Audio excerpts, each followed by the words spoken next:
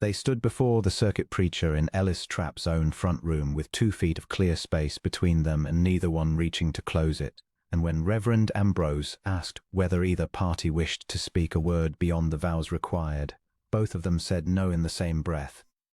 Quick enough to draw a raised eyebrow from the old preacher and a stifled cough from Otis, the only witness besides God to a wedding that felt, to Clara Whitmore, considerably more like a business transaction than a sacrament.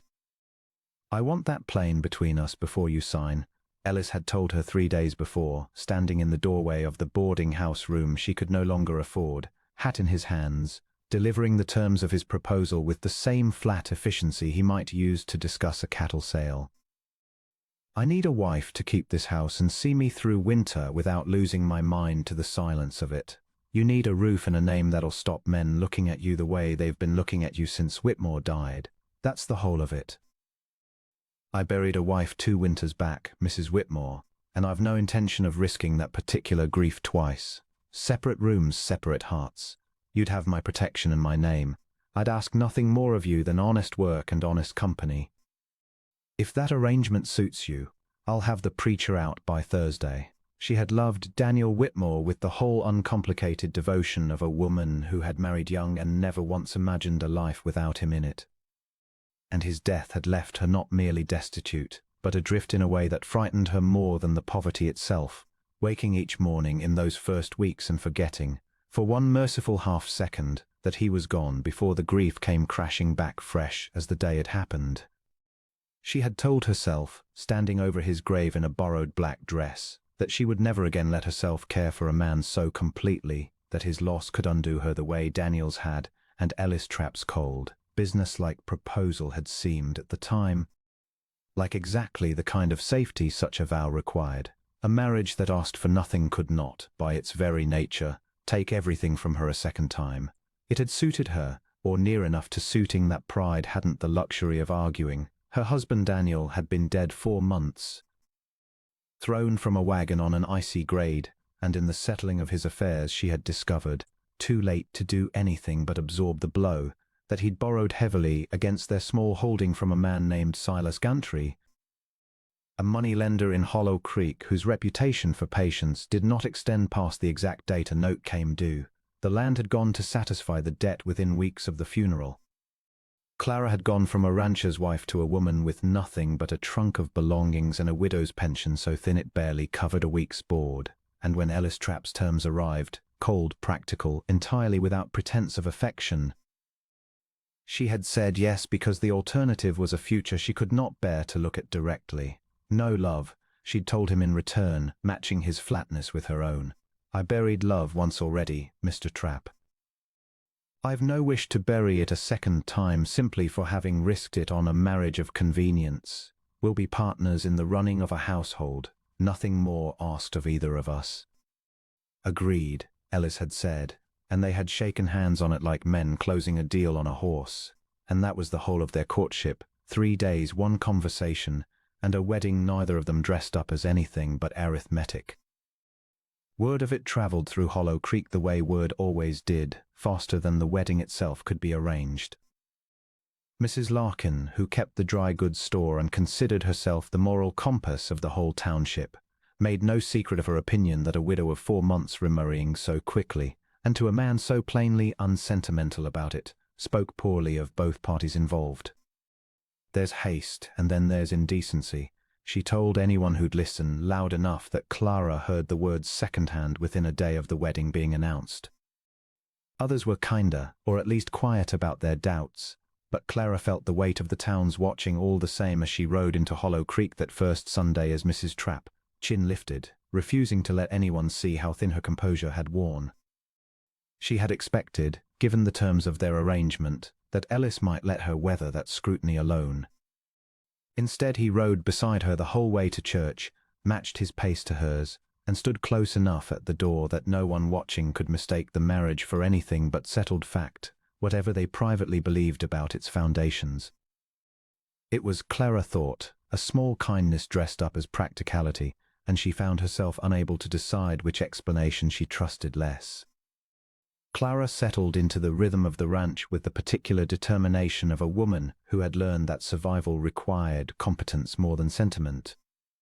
She kept the house clean, the meals hot and plentiful, the mending current, and if her hands sometimes ached from the unfamiliar labor of a working ranch kitchen, she never once let Ellis see it cost her anything. He, for his part, kept his distance with the same discipline he applied to everything, courteous at meals, generous with what little conversation he offered, careful never to let his gaze linger on her longer than plain manners required.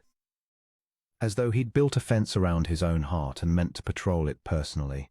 It was Otis, the old hand who'd worked the trap spread since before Ellis's first wife died, who first noticed the fence had a gate in it Ellis hadn't accounted for. "Man doesn't watch a woman cross a yard the way he watches you, ma'am, out of pure indifference," Otis told Clara one frosted morning, mending harness on the porch while she hung wash despite the cold. "I watched him do the same with Faith when they were courting. He don't know he's doing it. Fools himself, he's only checking the weather. We agreed there'd be none of that between us," Clara said, though her chest had gone tight at the observation. "It's an arrangement, Otis, nothing more." "Arrangements don't usually make a man split extra kindling so the woman of the house won't strain her back hauling it," Otis said mildly, and went back to his mending, leaving Clara standing in the yard with a bundle of wash and a great deal more to think about than she'd bargained for. She found herself watching for those small unspoken kindnesses after that, unable entirely to stop herself, though she scolded herself for it every time. The way Ellis always left the good chair by the fire empty until she'd chosen where to sit, though she never once asked it of him. The way he'd taken to reading aloud from the newspaper after supper, not because either of them had agreed to such a habit, but because the silence of the house had apparently begun to feel, to him too, like something worth filling with more than the scrape of dishes and the wind outside. The way he'd ridden 2 hours out of his way into town for thread the exact shade she'd mentioned once in passing, needing for a mending project she hadn't thought he'd been listening closely enough to remember. She told herself each time that it meant nothing beyond what he'd promised: honest partnership, honest care, the ordinary decency of two people sharing a roof. She told herself that through October and into the first hard frosts of November, and found the telling grew harder to believe with every week that passed, particularly on the evenings he sat across from her mending harness by lamplight, and she caught him watching her with an expression he clearly believed himself too disciplined to let show. Their steadiest bridge in those early weeks turned out to be work rather than words. The first true cold snap of the season caught the herd scattered further than either of them liked, and Ellis found himself, without quite deciding to, teaching Clara to sit a horse well enough to help him drive the strays back toward the home pasture before the ground froze too hard for easy travel. She surprised him, surprised herself, if she were honest, with how quickly her body remembered a skill she hadn't practiced since girlhood on her father's small farm, and by the second day she was holding her own line at the herd's flank while Ellis worked the point, both of them silent but for the occasional shouted direction, moving together with an ease neither of them had expected an arrangement of convenience to produce. They took supper that evening in a companionable quiet that felt, for the first time, less like two strangers observing careful manners and more like two people who had simply worked hard together and were glad of each other's company at the end of it. "You ride better than most hands I've hired," Ellis said, which from a man of his few words amounted to considerable praise, and Clara found herself smiling in a way she hadn't managed since long before Daniel's death, surprised at how easily it came. "My father kept horses before hard times took the farm," she said. "I'd nearly forgotten how much I missed it, until today."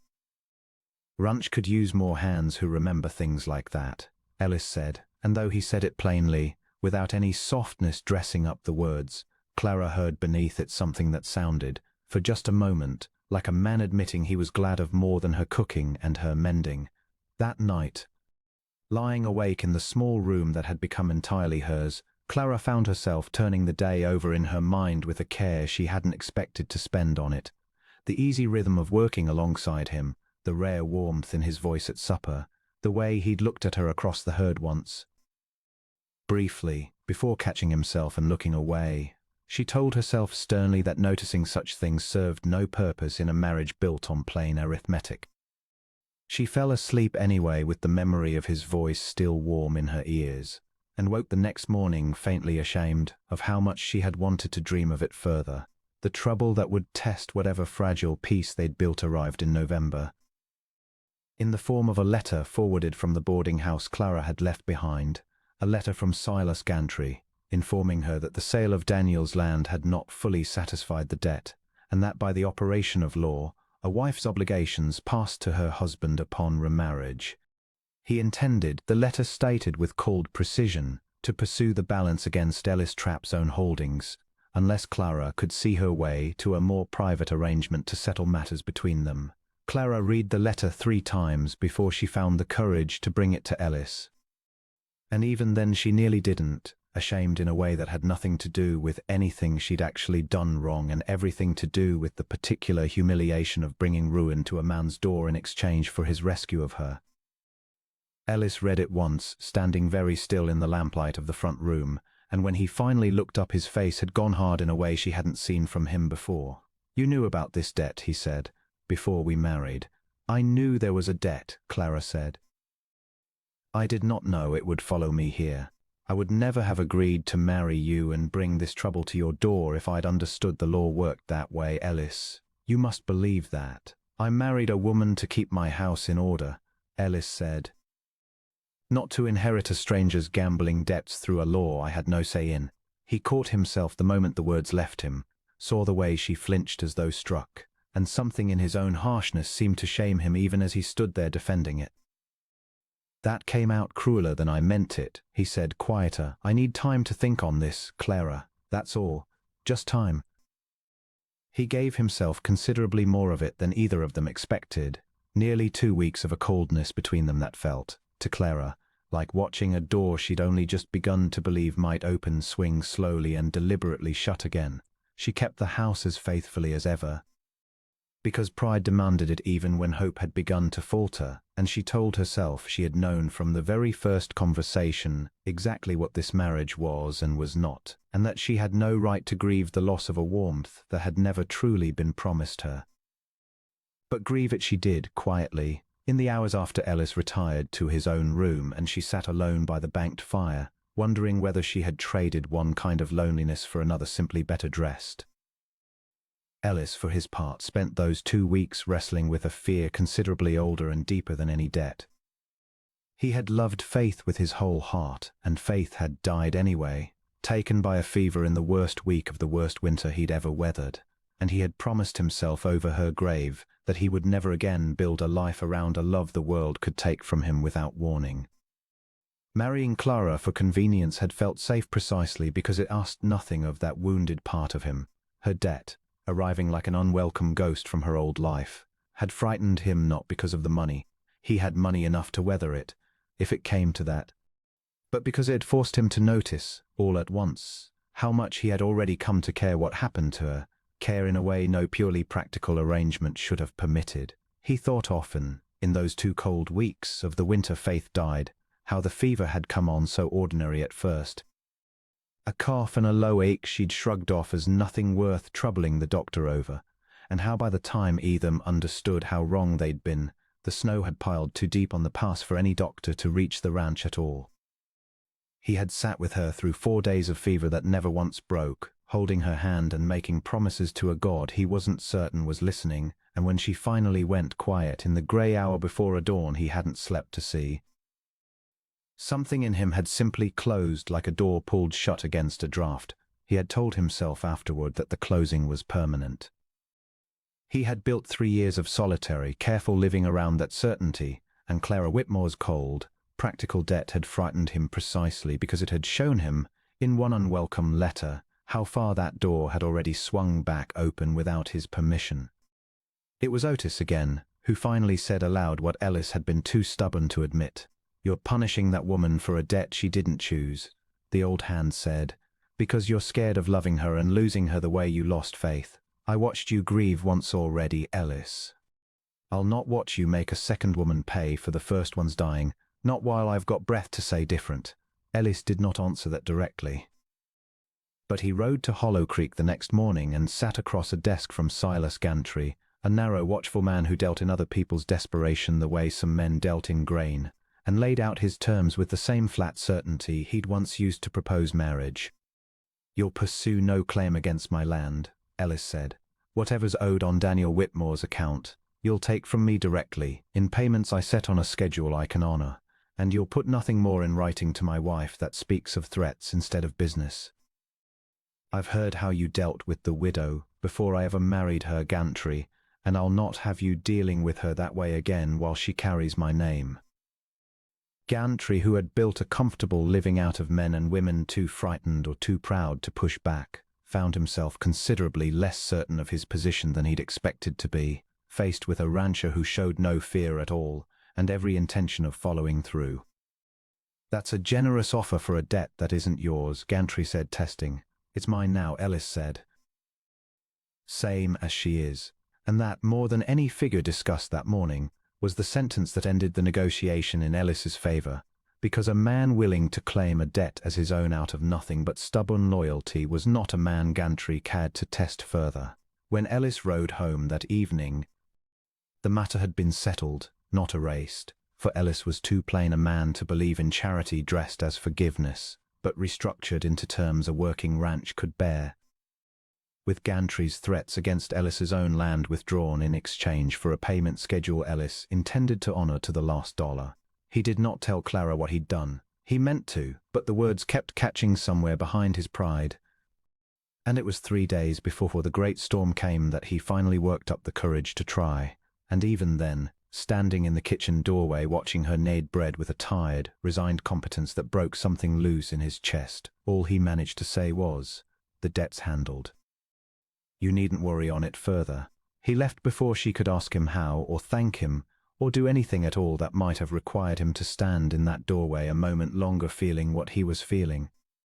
The blizzard rolled down off the mountains 2 days later with a violence that put every other storm of Ellis's memory to shame. Wind screaming across the flats and snow coming so thick that a man could lose the barn from the porch step if he wasn't careful. Clara, unaware the debt had already been settled and still carrying the old shame like a stone in her chest, decided that morning, with the storm not yet fully arrived and the sky only just beginning to darken, that she would ride to Hollow Creek herself and offer Gantry the last of her own small savings, a hidden catch from her first marriage she had told no one about, rather than let Ellis carry a burden she still believed was hers alone to bear. She had left a note on the kitchen table, meaning to be home again before Ellis noticed she'd gone, certain the ride to Hollow Creek and back could be managed in the gap between the pale morning sky and the storm the almanac had only vaguely promised for evening. She was wrong about the timing in a way that would haunt her for the rest of her life to consider. The storm had come down off the mountains a full 6 hours ahead of any almanac's reckoning, the way the worst ones always seemed to, as though winter itself delighted in catching the unwary exactly when they were most certain of their safety. She was 3 miles out when the storm broke in earnest, the world narrowing all at once to a howling white nothing that swallowed the road, the horizon, every landmark she'd used to navigate the route 100 times before. Her horse, spooked by a sudden crack of a falling branch, bolted off the road entirely, and by the time Clara had wrestled it back under control, she had no earthly idea which direction led home and which led further into the wild. She called out twice, uselessly, her voice swallowed whole by the wind, and understood with a cold clarity that had nothing to do with the temperature that shouting further would only waste breath. She might need a great deal more than she needed to be heard. Ellis discovered her missing an hour later, when Otis mentioned, with a puzzled frown, that her horse wasn't in its stall and neither was she anywhere about the house. The fear that went through him in that moment was unlike anything he'd felt since Faith's fever broke into something no doctor could reverse, a cold, total dread that had nothing calculated or practical left in it all. "She'll have gone to Gantry," Ellis said, understanding all at once with sick certainty. "She doesn't know I settled it. She's gone to pay a debt that's already paid, and she's gone alone into that." He was saddling his horse before Otis could finish arguing the sense of riding out into a storm that had already claimed 2 head of cattle and a line shack roof that morning. "I lost one wife to a winter I couldn't fight," Ellis said, swinging up despite Otis's protest. I'll not lose a second one to a debt that isn't even hers to pay anymore. Not while I've breath to ride. He rode a search pattern he'd learned the hard way years before, working the ground in widening arcs from the main road rather than trusting to luck alone, calling her name into wind that threw the sound back him useless and small. Twice he lost the trail of his own tracks in the blowing snow and had to backtrack by feel, trusting the horse's instinct more than his own frozen judgment, and twice he thought, with a despair he refused to let take root, that he might be about to lose a second wife to the exact same merciless season that had taken the first. He found her nearly 2 hours later, by some combination of instinct and desperate prayer, huddled in the lee of a rock outcropping half a mile off the main road. Her horse gone lame and unrideable, her hands and face gone dangerously pale from cold that had long since stopped being merely uncomfortable and had begun, in the particular quiet way of true frostbite, to stop hurting altogether, which Ellis knew, with a rancher's grim practical knowledge, was the most dangerous sign of all. Clara. He was off his horse and had her wrapped in his own coat before she'd fully registered he was there, chafing her hands between his own with a violence born of terror. Clara, look at me. Stay with me now. The debt, she managed, teeth chattering so hard the words came out broken. I was going to pay Gantry myself. I had money saved. I didn't want you carrying my husband's foolishness on top of everything else I've already cost you. You've cost me nothing, Ellis said, fierce, pulling her against him for whatever warmth his body could offer against a cold that had nearly taken her from him entirely. The debt's settled, Clara. Has been 3 days now. I rode to Gantry myself and put it right. And I should have told you the moment. I did it instead of letting my own pride keep the words locked up in me, because if I'd told you plain, you'd never have ridden out into this. And I very near lost you over my own stubborn silence. His voice broke on the last word in a way she had never once heard from him, not in 3 months of marriage, not even at the altar. I told myself I'd never risk loving anyone again the way I loved Faith. I told you the same fool thing at our wedding, like it was a promise instead of a lie I hadn't caught myself telling yet. I love you, Clara. I have for weeks now, maybe longer, and I was too much of a coward to say it until I thought the saying might come too late. Clara, half frozen and entirely undone, laughed and wept in nearly the same breath. We swore there'd be no love in this marriage, she said. And here you are near killing yourself riding into a blizzard to save a woman you claim you never meant to love at all. Some vows a man makes without knowing his own heart well enough yet to keep them, Ellis said, and kissed her then, snow-stung and clumsy and utterly without the caution either of them had promised the other, and Clara understood, in that moment, exactly how thoroughly one hard winter had made a liar of him, and gladly, gratefully, of herself as well. He got her home before the worst of the storm's second wave hit, Otis and a fire and hot broth waiting. Worry etched deep enough into the old hand's face that he hugged Clara outright the moment Ellis carried her through the door, something he had never once done in 3 months of careful ranch hand propriety. It was 3 days before either of them left the house again, snowed in together in a silence that had finally, entirely stopped being lonely. Clara spent the better part of the first day wrapped in quilts by the fire while the feeling worked its slow, aching way back into her fingers. And Ellis spent that same day scarcely leaving her side, bringing her broth and tea, and once, when he thought she'd drifted to sleep, sitting close enough to take her hand in both of his and simply hold it, turning it over gently as though reassuring himself it was still whole and warm and hers. She was not asleep. She let him believe she was a while longer, unwilling to disturb a tenderness she had waited 3 months to be certain wasn't imagined. I nearly lost you to my own pride, Ellis said that evening once she'd woken in truth and caught him still sitting there, the fire burned low and the storm finally quieting outside. If I'd told you plain the moment I settled things with Gantry, instead of letting shame keep my mouth shut, none of this would have happened. I've spent 3 years so afraid of losing someone again that I very nearly caused the very thing I was trying to prevent. We were both of us cowards in our own fashion, Clara said. I rode out into a storm rather than simply ask you outright whether the debt was truly settled, because some part of me still believed I had no right to expect you've handled it for my sake alone. We've a great deal of foolish pride between the two of us, Ellis Trapp. I expect we'll spend the rest of our lives working the worst of it out. I'd like that, Ellis said. The rest of our lives, I mean, working it out together. It was, for a man of so few declarations, very nearly a proposal all its own, and Clara answered it the only way that felt sufficient, by leaning forward and kissing him herself this time, unhurried, entirely without the desperate cold of the blizzard between them. Only the plain, warm certainty of two people who had finally stopped pretending they'd married for arithmetic alone. Outside, the last of the storm gave way to a clear, star-scattered sky, the kind of hard winter night that had once meant only danger and loss to a man who'd buried a wife beneath just such stars.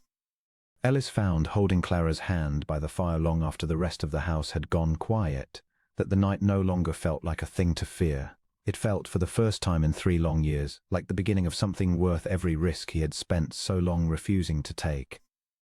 They renewed their vows that spring in front of a hole of Hollow Creek, not because the law required it, but because both of them wanted, this time, to say the words meaning every syllable of them, no separate hearts, no careful distance. Only two people who had gone looking for nothing more than survival and found, buried beneath the arithmetic of a cold bargain, the one thing neither of them had believed themselves brave enough to risk again. Even Mrs. Larkin, who had once questioned the decency of their haste, stood among the well-wishers that day with tears in her eyes, declaring to anyone nearby that she had never in her years at Hollow Creek witnessed a match so thoroughly, unmistakably proven by hardship rather than mere sentiment, proof enough, she allowed, that some marriages needed a hard winter to reveal what a spring courtship might never have tested at all. Silas Gantry, paid in full and considerably humbled by a rancher who had ridden through a blizzard rather than let his wife face a debt alone, troubled them no further. And Otis liked to tell anyone who'd listen, for years afterward, that he'd known the truth of that marriage long before either of the two fools standing at the altar had admitted it to themselves. Watched him split her kindling before he ever split his own heart open, Otis would say, grinning around his pipe, "Man doesn't do that for a business arrangement. Never did, not once, not from the very first day."